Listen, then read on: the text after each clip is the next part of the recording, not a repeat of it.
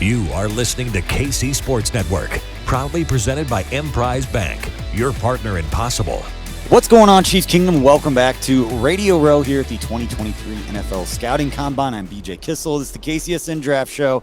We have a special guest. You might recognize him from KCSN Update throughout the regular season, and Trevor Sikkema from Pro Football Focus. Thanks for joining us. Talk a little draft, a little combine, a little bit of everything today. Dude, hearing you intro the show, it's like I missed it. You know, like we did this every week for like 4 months, and just hearing you intro that, I was like, oh, I'm back. Go to DraftKings. I'll do the whole. Just go to DraftKings. Just go there and use code KCSN. All right, I want to talk. So it's gonna be a 2-part show, and I want to talk defense with you. Okay. I want to talk prospects, and because we spend so much time, especially now, you turn on the television, watch the combine coverage, it's crazy numbers that we're seeing through these workouts and Truly. what these guys are doing. Yes. That I want to talk specifically about 3 positions. I want to talk edge rusher, defensive tackle, and safety. And I want to get 2 players that you would that you'd pound the table for, guys that you like, that would be projected around second, third-ish round, like a day 2 pick. Sure. Because we spend so much time talking about the top guys and the guys that are going off on the Nolan Smiths and all those. Like, we're going to talk about those guys. But you guys that study this, you know so much about it. You get here, and it's just kids in Candyland running around with all the draft coverage, really getting is. a chance to talk to these guys. Fun to see everybody that's so passionate about this, cover it.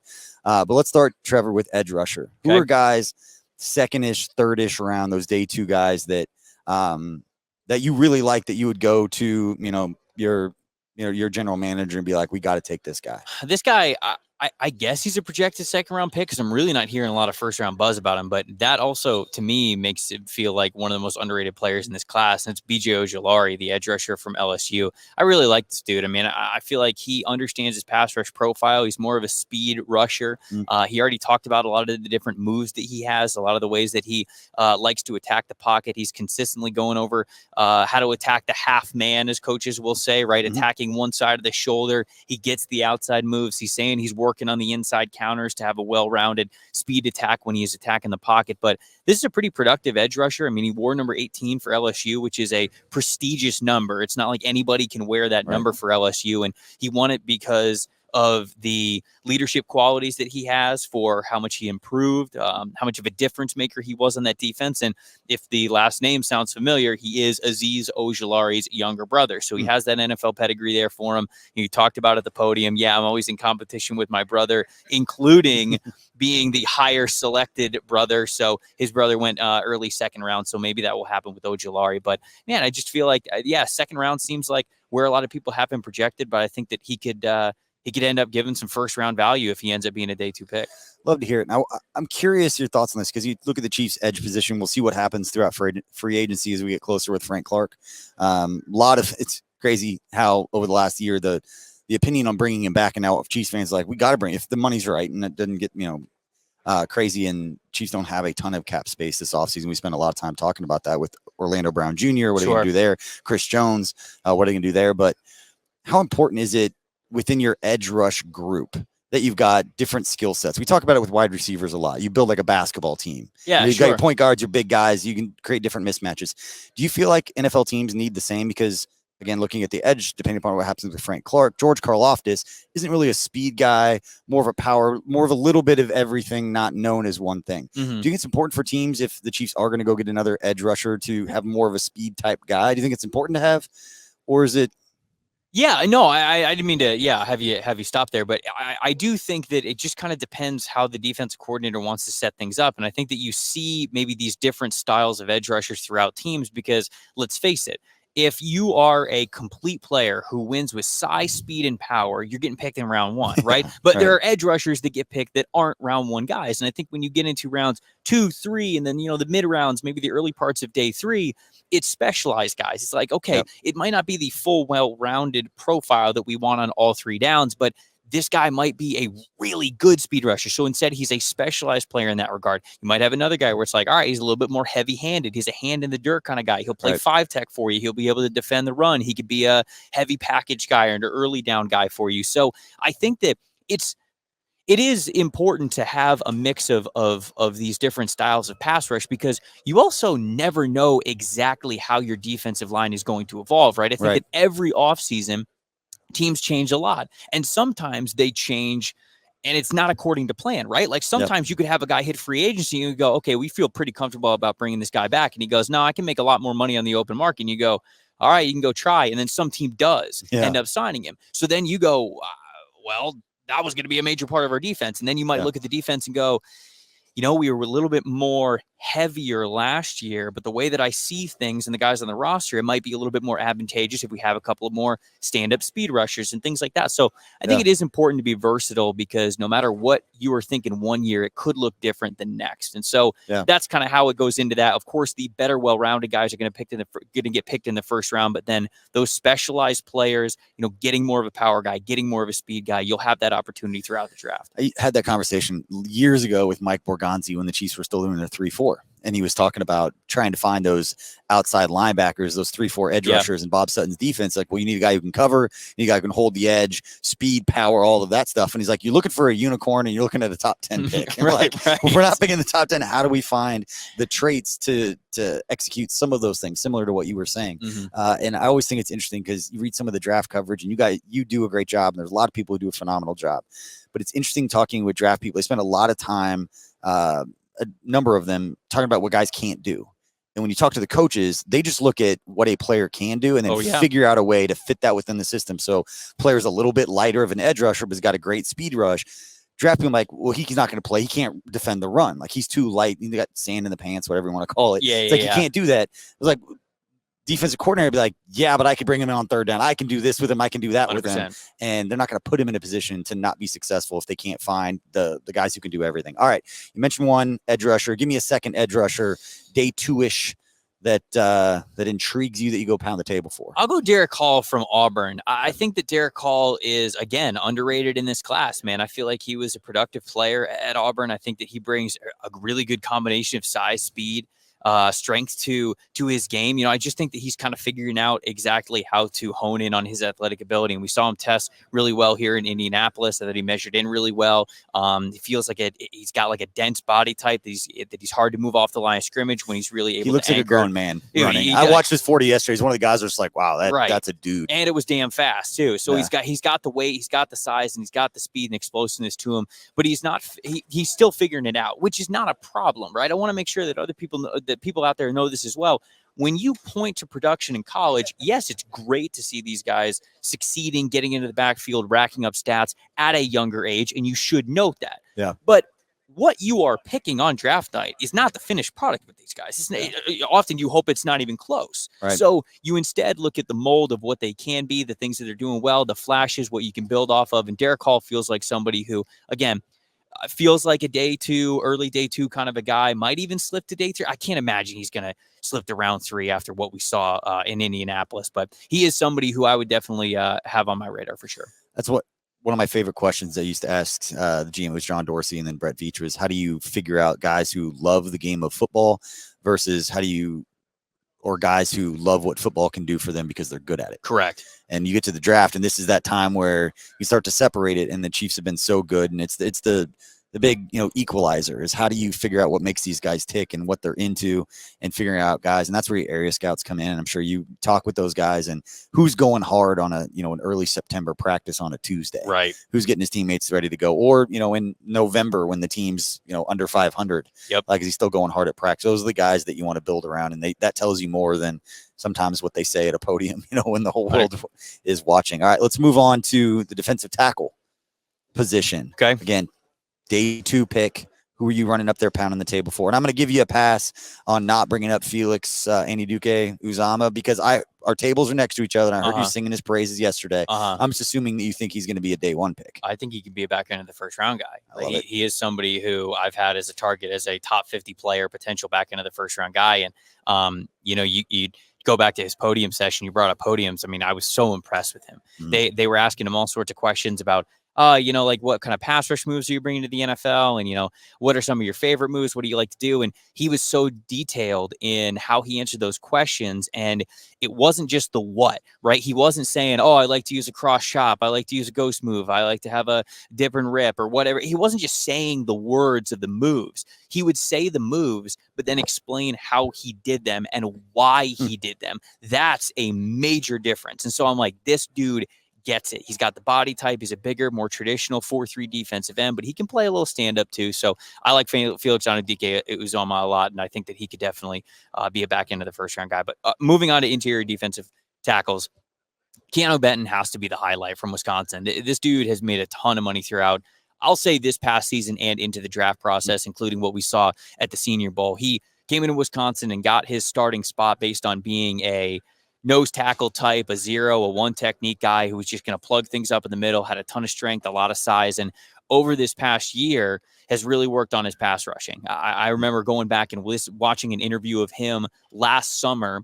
Local media was asking him, hey, what are some goals? What do you want to work on? He's like, I want to be a better pass rusher, straight up. And I've tried to work on it this summer, and I'm going to try to work on it this season. And throughout the season, as he continued to get opportunities to play on third down, he was able to showcase that. And then we see at the Senior Bowl, he's got incredibly fast hands, very strong player. And then at the Combine, testing very well athletically. So now you go, okay, well, now he has an athletic ceiling that we have faith in for him to continue to be a better pass rusher. So doesn't feel like he's going to be a round 1 guy. Always kind of felt like a day 2 player. But man, I would have told you, shoot, I know some people have been running mock drafts, and I've seen him round 3, Keanu Benton, because he seems like a fan favorite all around. I don't know if you're going to get him in the 3rd round, but there is a chance that I think the Chiefs could probably get him in the 2nd.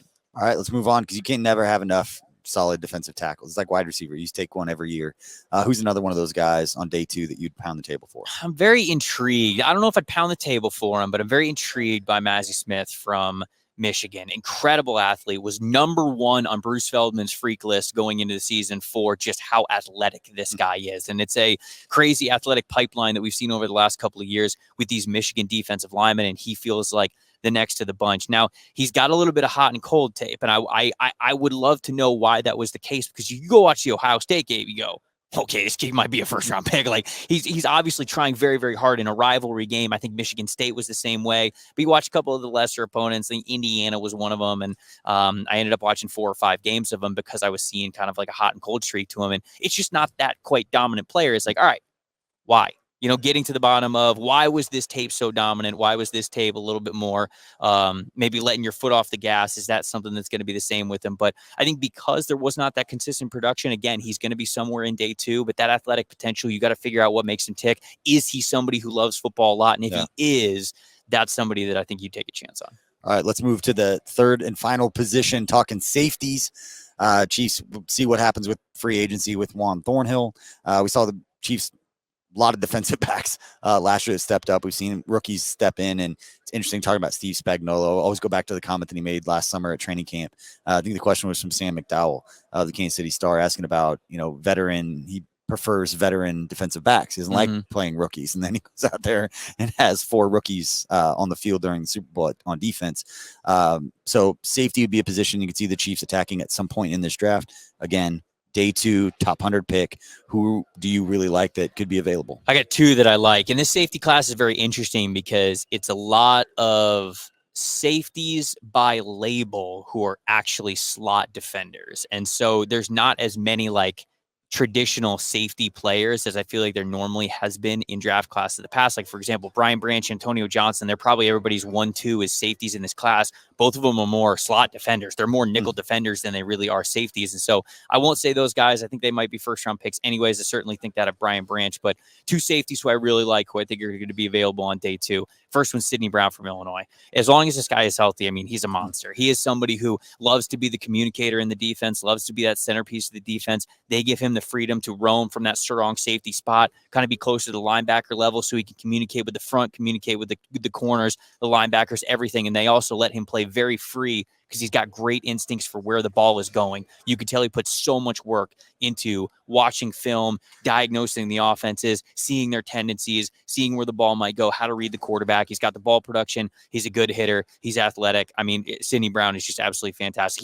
He put that on in the Senior Bowl as well. And then the second guy, another Senior Bowl guy, is Jamie Robinson from Florida State. Another player who I was very impressed with his podium section, because we all love to use the buzzword of versatility, right? And it can mean so many different things. We're seeing so many different hybrid players in today's football, whether it's these tight end wide receivers, these corner safeties, these safety linebackers, these linebacker D-lines, whatever. We're just seeing so many different hybrid tweener kinds of players that everybody loves to talk about versatility. Jamie Robinson, when he was asked about this, because he played a lot of different spots on Florida State's defense, he broke down exactly what went into him becoming so versatile. And he's like, beginning of the week, I'm in the safety room. I'm making sure that I'm on my P's and Q's about exactly what we're looking for from our safeties against the offense that we're running. He's like, then the next day, I'm going in the linebacker room and I'm learning from the linebackers to make sure if I'm at the linebacker level, these are the things we want our linebackers to do. Then he said the next day, he's like, I'm in the third down room. I'm making sure that I'm like on third down, this is what I could do. That if they have me at safety, this is what I want to. And so he went through his entire week, and it was almost a different room in the defense every day to show up on Saturday and be able to play a lot of those different positions. And so he is somebody who just understands the work and the IQ of having that versatile label. And so a lot of guys just think it's athleticism or size. He gets it. It's up here too. It's between the ears. You got to be trusted to play in a lot of different spots. And so those two dudes, I love their podium sessions, love their tape. I think they'd be fantastic safeties for any team. Man, that is great stuff. Again, Trevor Sikkema from Pro Football Focus. Appreciate you for stopping by and giving us some knowledge, some more players to keep an eye on as we go through this draft process. Appreciate everybody hanging out. We'll have another special guest talk on the offensive side of the ball right after this. Welcome back to the KCSN Draft Show. I'm BJ Kissel. We're hanging out on Radio Row. Good stuff there from Trevor Sikkema, talking about some defensive players he would pound the table for. And now we bring on another special guest in Dane Brugler from The Athletic, also the creator of The Beast, the original OG draft guide. I spent years and still do when I was doing more content during the draft and on camera. Dane, I always printed off your guide and always had it with me. He was always promoting it. It's phenomenal work. And so congratulations. I know you put so much time and effort into that thing. Besides KCSN Draft Guide, which we'll promote as well, I'd also invite people to get your stuff because it's more than just your opinion. You're getting into the background. Yeah. You really do a phenomenal job giving a full picture of who these players are on the field and a little bit off the field as well. That's the goal, right? You want to paint the picture.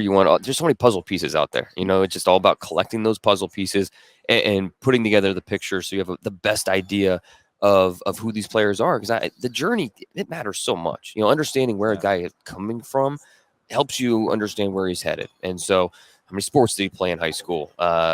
Family connections, when did he start playing football? All these things, it's just, they're not just fun little sound bites. They're the things that are really relevant as you put together the whole package of who this player is. Yeah, like I said, it's an amazing read, and shout out to anybody that hasn't seen it. Go check that out. You will enjoy it. But Dane, as we was explaining before we got started, what we did with Trevor, it's going to be players projected, in your opinion, I know subjective, between picks 50 and 100. So day 2 picks, basically.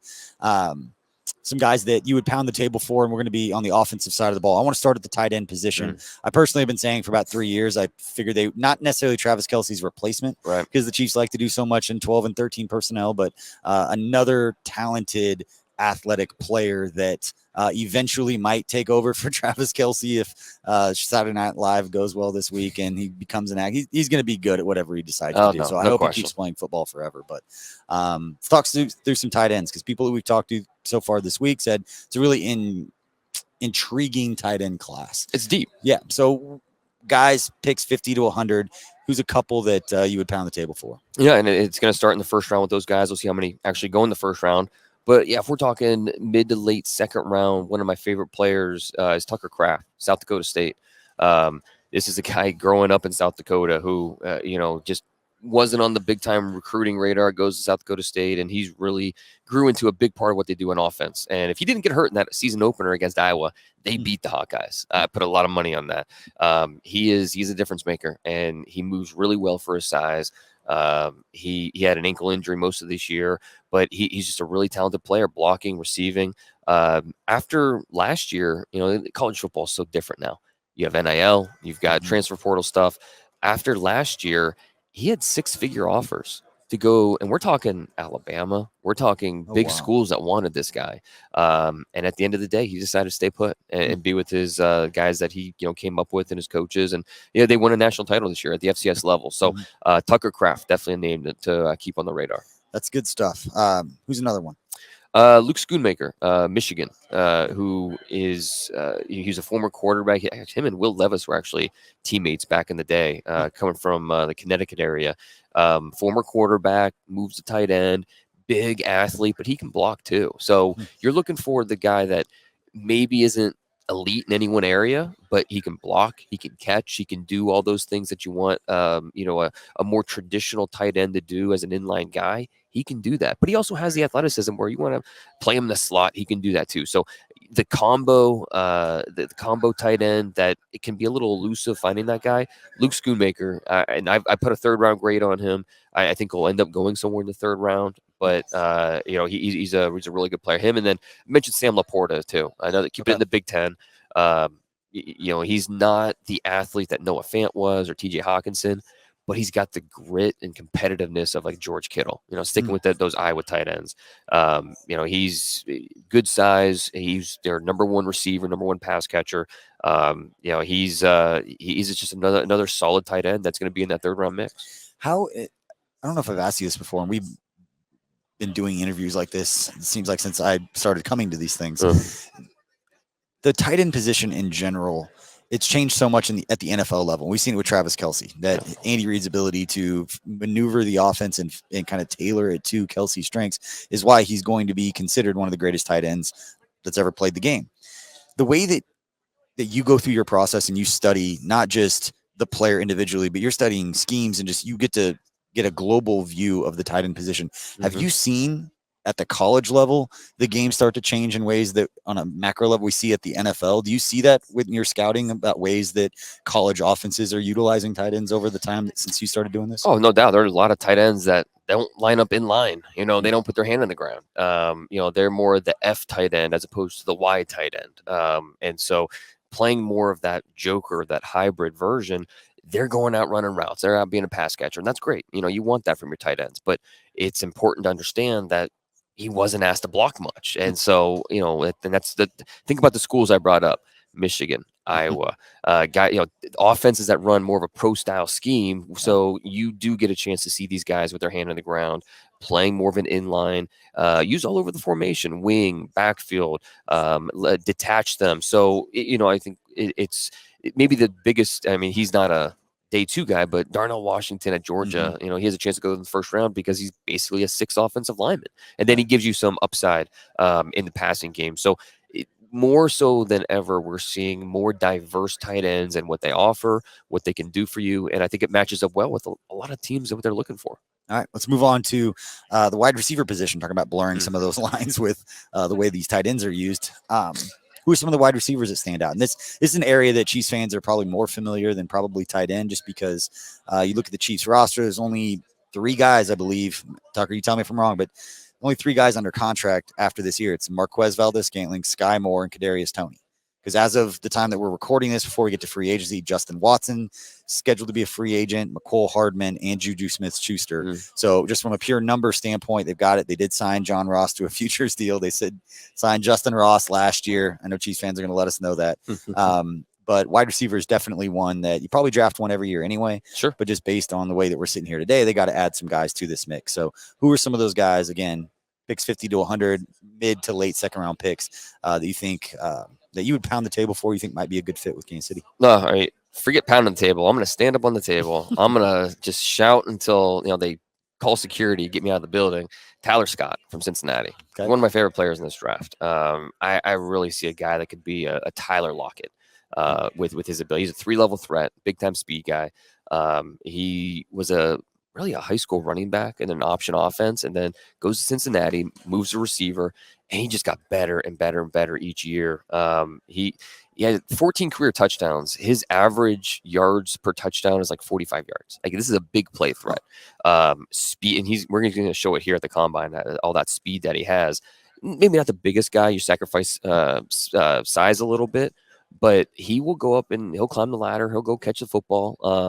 But he can create his own spacing. It's not just a track athlete out there. It's a guy that knows how to throttle his speeds, and it's a dance between him and the corner. He gets better and better at understanding that. So Tyler Scott in the 2nd round, that would be the guy that I'm standing up for and saying, let's figure out a way to get him on our roster. All right, before we get into the second player, one of the phrases we've heard about the wide receiver class this year from a few people is beauty is going to be in the eye of the beholder, and that there's a lot of different kinds of skills. See guys like Quentin Johnson, see guys like Zay Flowers, completely different skill sets. Stepping back, what do you think overall about the wide receiver class? Yeah, we have all the same guys in the same bucket. They're receivers.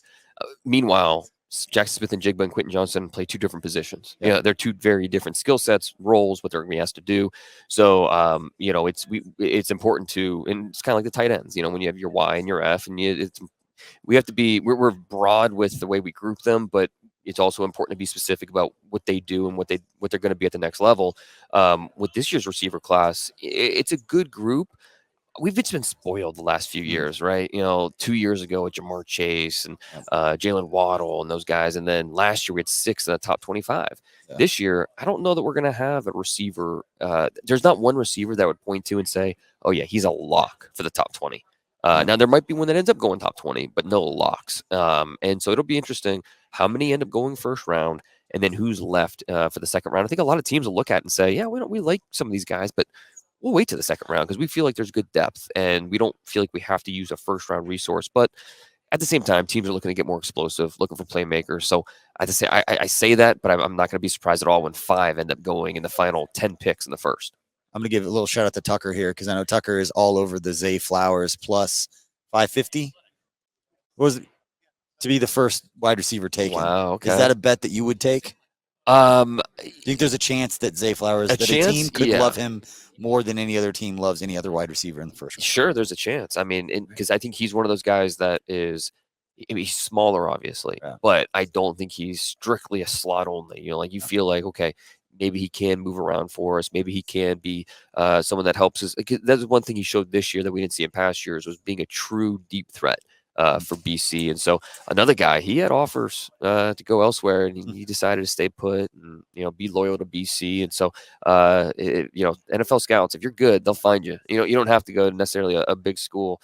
Zay Flowers is a good example of that. All right, who's second wide receiver that you'd pound the table for? You know what? I'm gonna say his name.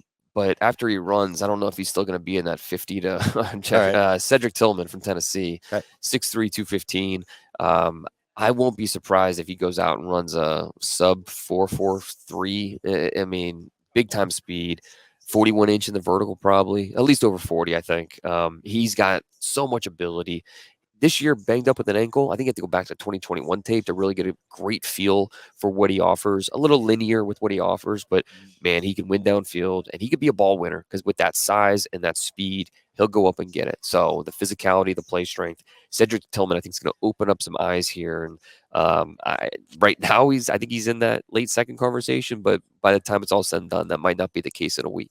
All right. And speaking of might not be the case, we're going to have the conversation about offensive tackle now. We'll save the exciting one for the last one here, but free agency and what they do. Orlando Brown Jr., Andrew Wiley. It's going to be huge and obviously determining what their draft strategy is at the tackle position. But they taken Lucas Niang a couple years ago, got banged up, opted out of the first year with COVID. Don't know what you have there. Darian Kennard, another player that could play right tackle, might slide in and be a guard at the level. So they have some young guys in the mix. Would not be surprised at all at any. They're going to take a tackle at some point in this draft. Question is where, who's the first offensive tackle available in that window that you would run to the table for? Should free agency play out in a way that makes sense? And the tackles are kind of tough to talk about because we think Paris Johnson, Broderick Jones, those guys will be first rounders. Yeah. But everyone needs tackles, right? Yeah. So I think these guys are going to get pushed up and up. And so like a guy like DeJuan Jones from Ohio State, the big right tackle, who I think in most years, or you give him a second round grade, he's a guy we talk about. But in a draft like this, he might get pushed up more and more. So I don't know that he really qualifies for that range. Anton Harrison from Oklahoma, pretty good player. Underclassman. He just turned 21 years old. He's going to be 21 years old his entire rookie year. You see the youth with some of the mistakes that he makes, but it's all fixable. It's all correctable. Really good athlete, foot athlete, the way he can move. He's got length to him. So Anton Harrison, if he's still available there in that mid-second, late second round, I think he'd be tremendous value at that point as a guy that you think can start right away, at least challenge for a job, but you're drafting him for what he's going to give you down the road.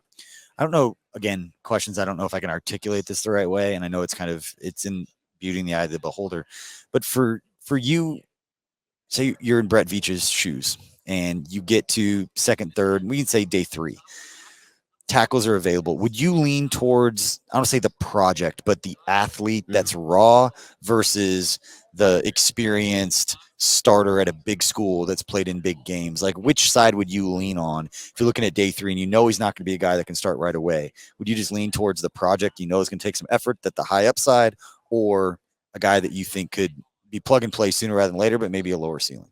Yeah, and I really think you have to look at your roster and say, okay, are we set right now where if we had to play a game tomorrow, we feel good about the tackles we're going to put out there? Or do we need a guy like a Tyler Steen from Alabama, who might not have that high ceiling, but we feel pretty good about putting him out there, and he's not going to kill us. He's not going to, step on his own toes. He reminds me a lot of like a Bobby Hart, like a guy who maybe is not the best lineman on the team or one of the top 4 on the team, but you know what? He's played in the NFL for 10 years because, he can play tackle, can play guard, he can fill in at different spots. And, you get him, and then that's the type of player. Andrew Wiley. Yeah, no, exactly. He's a great example of, Andrew Wiley couldn't play for a winless team in Cleveland, but you know what? Guys get better. Guys, you get different coaching, and you learn different techniques, and so no, it's Andrew Wiley is a good example of a guy that fits that mold. All right. Before we let you go, we've talked tight end, we've talked wide receiver, offensive tackle, and your thoughts in looking at the Chiefs roster and the players in this draft. Is there anybody on the offensive side of the ball that you think would, above any position anywhere on offense, that you think would just be the perfect fit you would want to see with Andy Reid? Jalen Hyatt. I want to bring that speed aspect to what that offense does, that over the top. Just with him out there, you have to respect speed. That changes the way defenses play you. And so that threat, in a lot of ways, you're getting probably a younger, more explosive Valdez Scantling, like that type of player. So I would love to see that matchup. Sometimes, you could kind of force it in a mock draft just because you want to see it. Also, like a Jackson Smith-Njigba would be fun, who's not that type, but he's going to get open, and the repertoire between him and Mahomes would be a lot of fun to watch. I put out a couple of tweets on Jalen Hyatt earlier, and I'm adding this clarifier for Chiefs fans. Doesn't mean I like Jalen Hyatt. I didn't put out any other videos, any other guys. I just happened to be standing in his presser, and I was like, I'm going to get my phone out. And then he was asked specifically about Kansas City and if he had taken a visit or he had met with them. And he said, yes. I sat down with Andy Reid and their offensive staff, and we watched film. He was smiling the whole time. And then he was asked about, why do you think you're the best, who's the best wide receiver in this draft? And every wide receiver says, I am. Yeah. But came across a really confident player. And then everybody on social was like, no, not in the first and this. And I was like, I'm just happen to be standing here. Yeah. So not trying to drop any nuggets or any information in that way, but definitely another one of those players. I personally just like Zay Flowers. We had a chance to talk to him at the East-West Shrine Bowl. Watching a little bit of his tape. He's a fun player to watch as well. But it's Dane Brugler from The Athletic. Make sure you're following him and you subscribe to The Athletic, and make sure you subscribe and make sure you get the Beast draft guide. It is the perfect best draft guide that is out there. Shout out to Maddie, Craig, and everybody that's the KCSN draft guide. But they have sung your praises for years, as is everybody in this business. Dane, appreciate your time. Anytime. Thank you. Thanks for watching this production of KC Sports Network, the fastest growing sports media network in Kansas City. Check out these videos that feature our team of more than 15 former players, insiders, and analysts, bringing you the best Chiefs coverage you can find. Entertain, educate, inform. KC Sports Network.